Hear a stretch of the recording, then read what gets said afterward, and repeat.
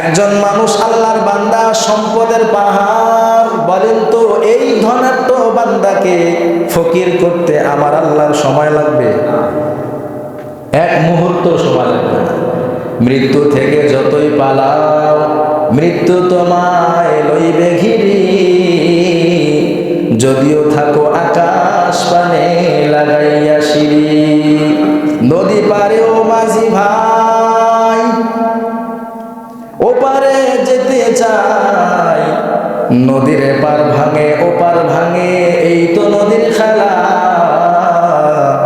সকাল বেলার ধনীর তুই ফকির সন্ধ্যা বেলা।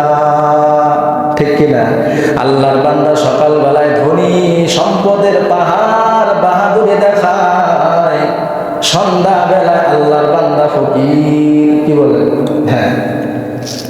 তো এজন্য যখন সম্পদ থাকে, সম্পদের মূল্যায়ন করো, সম্পদের যাকাত দাও, সম্পদের সদকা দাও।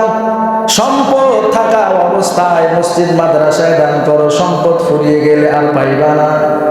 অনেক অসহায় মানুষ আছে, গরিব মানুষ আছে, যারা চিন্তা করে আমার যদি সম্পদ থাকতো তাহলে পুরা মসজিদের টাইলসের ব্যবস্থা আমি একাই করতাম।